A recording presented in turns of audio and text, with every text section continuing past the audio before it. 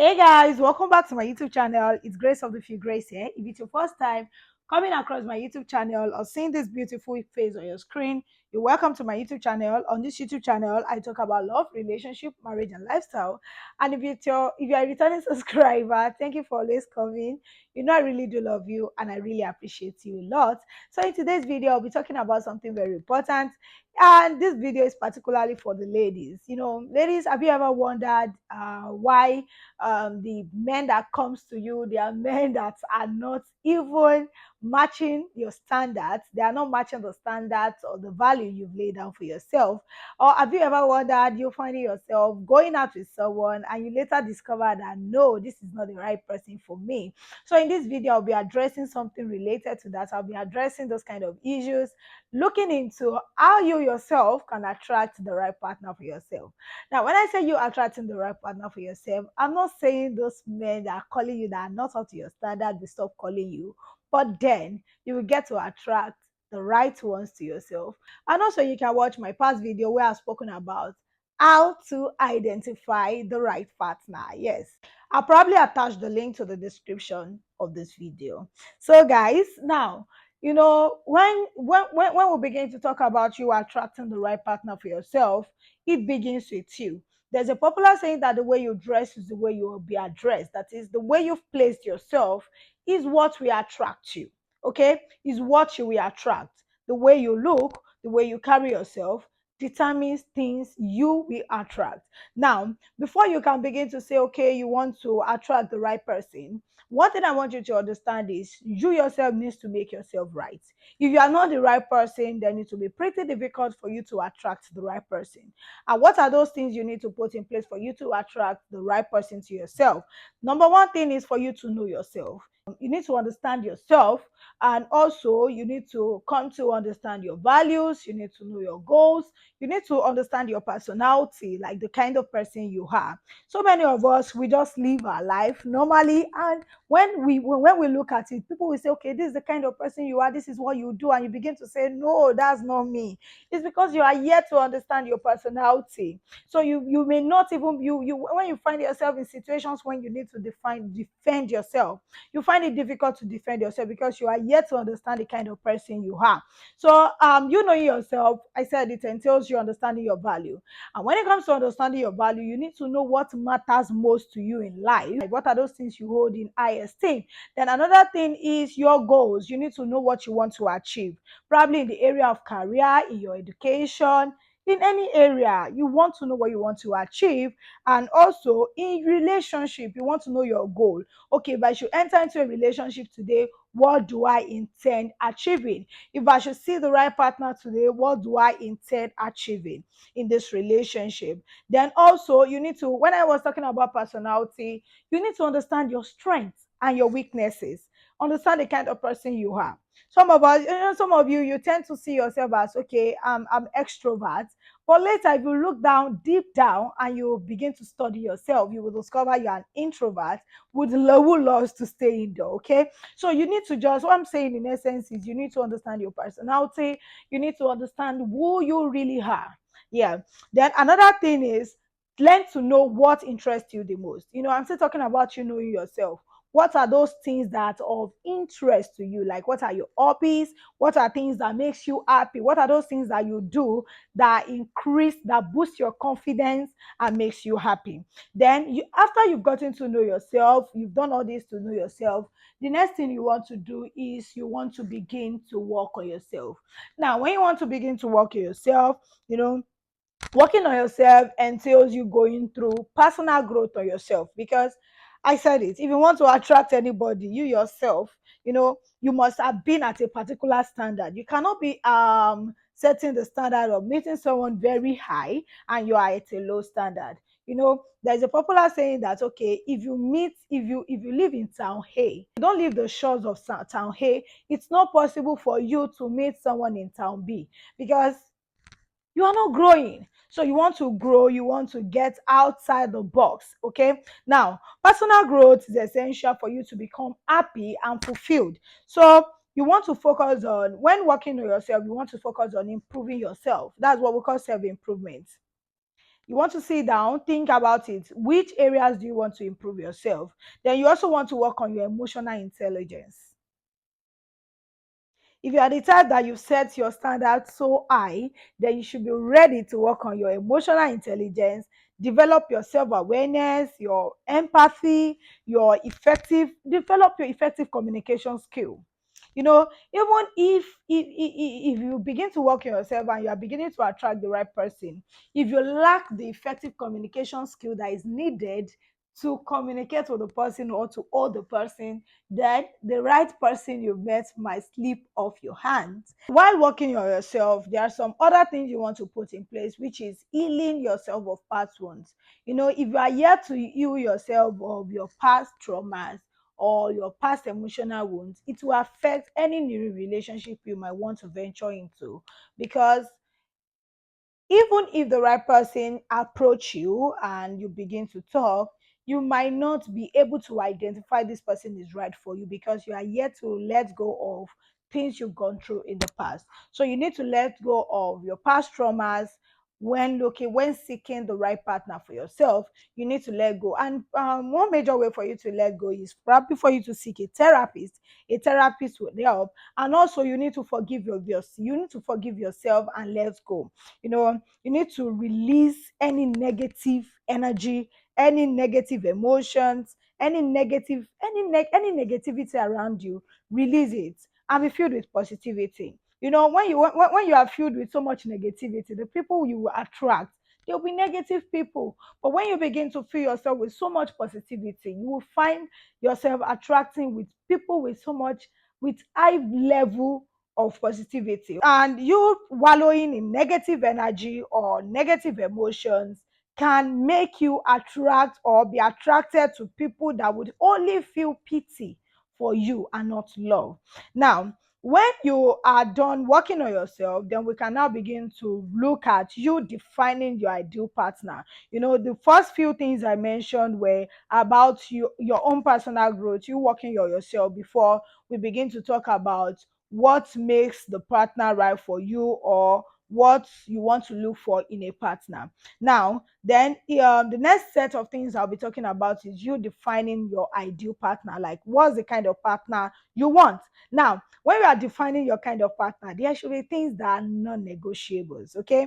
Things that are non-negotiable. Determine your deal breakers and things you must have in a partner. Yes, things you must have, things you cannot negotiate, things that if it is not in the partner, then it's a no for you. You want to determine those things. Then one of those things you'll be looking at when determining things that are non-negotiables, your deal breakers, or things that if they are not there, you are not willing to go into the relationship. Number one is your value alignment. There's something I say constantly in my videos, is that if there is no alignment, it will be pretty difficult for you guys to work together. So the very first thing you want to check is value alignment. Like, what are those values you want to see in this person that are non-negotiable? Some of those things could be their honesty, the trust. Those are those could be the kind of values you want to ensure that, okay, you want to see in this person. And if this person is not honest, is not an honest person, then it's a zero for me. Or if this person is not someone I can trust, then it's a no for me. So those are the things you want to check in the terms of value alignment. Another deal breaker you want to also check is lifestyle compatibility. How compatible are you when it comes to your lifestyle? When we're talking about lifestyle compatibility, we could also be bringing it into the kind of religion you both do. You want to bring it into the kind of religion you are. Okay, in our religion, okay, this is what I do. This is my religion, and this is your religion. Are we compatible in that aspect? Can we work things through together? And aside that, you want to look at their lifestyle compatibility. Okay, let's say the person you want, if you are the type that likes adventure, or you likes to you like to travel, you like to experience new things, I'm sure you would want to go into a relationship with someone that also like to experience new things. You wouldn't want to go into a relationship with someone that's indoor, that likes to stay indoor while you like to explore. That kind of relationship wouldn't work, because while you are busy exploring, they want to also have your attention. So you want to that's just an example of the lifestyle compatibility. We begin to mention lifestyles, they go on and on. So you want to check the kind of lifestyle you expect from the person. Do you want someone that lives with so much friends, that keeps so much friends, or you want to attract someone that just is on the low key? Okay, so that's another thing. Then another deal breaker, rather, you want to look at, or a must have, or something non-negotiable. I call it deal breaker, must have, or non-negotiable things you want to see in your partner. Another one could also be your personality, the kind of personality you want to see. That is the kind of person you really. This is where we begin to say the kind of person you really want. Okay, then now, when you've been able to identify those non-negotiables, then you want to begin to envision your ideal partners. I've mentioned working on yourself, like things that improve work on I mean I've mentioned things that revolves around your personal growth. That is, you knowing yourself, understanding yourself. Understanding yourself, working on yourself, and also healing of yourself of emotional or past traumas. Then another set of things I mentioned is you identifying the kind of partners you want. Now, you defining your ideal partner, I said you should look at some things that are non-negotiable, of which I mentioned value alignment, lifestyle compatibility, as well as your personal trait. Now, the next thing I'll be mentioning under you identifying your ideal partner is you envisioning your ideal partner. You already know, okay, these are the non-negotiable things I want to expect in a partner. The next one is you to envision your ideal partner. Like, what are the kind of characteristics? Yes, envision it. Now, when these aspects, I'm not going to call them non-negotiable, neither am I going to call them deal breaker. They are just things that, okay, you just desire. But then you don't want to allow these things I'm about to mention, to cloud your judgment about anybody you meet. Okay, so because they are not the first set of things you need to look out for in a man or in a lady. So the set of things I'll be mentioning, the first one is the physical characteristics. Like, how do you want them to look? Do you like someone tall? Do you like someone short? Do you like someone dark in complexion? Do you like, just talk about the kind of body, the hair, the color, like what you just want to see in someone, like the kind of dress you like, the kind of look you want to envision. Before I got my husband, there is something I've always envisioned myself being in a relationship with someone that dresses as smart as possible. Yes, as smart as possible. And like, not someone that don't someone that just, there are some guys that when they dress, they dress like, they dress smart, they look smart. So I wanted to be with someone. So you can be with someone like that. So you can also work on looking at the physical characteristics you want to expect in a man. Another thing is the interest, like their hobbies. Yes, in your ideal partner, what's the kind of hobby you want from them? Do you want someone that plays the instruments? Do you want someone that likes to play football or watch football? So stuff like that, you want to check it. You want to check that in your man. Then another thing is I will be adding this. Write down things. Yes, write down things about your ideal man, so that you won't think of, okay, this is the kind of person I want today. Then tomorrow you are changing your mind. It can begin to cloud your judgment, and you can begin to change your mind based on the kind of people that surround you. So I want you to write down things you want, things you desire.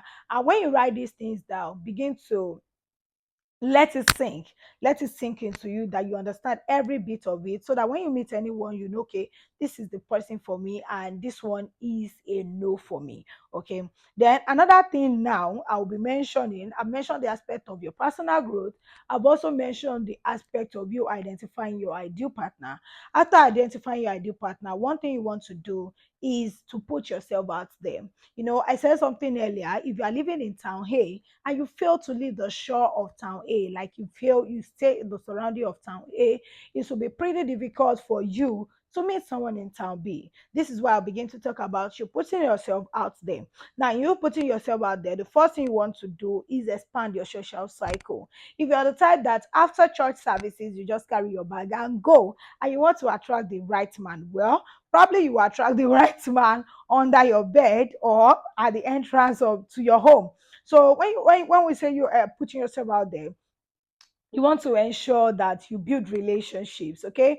Build tangible and important relationships. Try as much as possible to attend events. The kind of event you attend also determine the kind of people you would meet.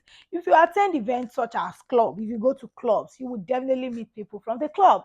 If you attend high quality events, probably events that requires growth, events that talks about growth, events that talks about entrepreneurship, events that talks about things that are related to self-improvement, just important events anyways. So if you attend important events, then you are bound to attract important people. Yeah. So know the kind of events you attend. Another thing in putting yourself out is you could volunteer. Yes, volunteer in important places. From there, you can begin to meet people. Now, another thing I'll be adding in the aspect of you putting yourself out there is be open to experience. If you like to travel, travel, explore new things, and meet new people.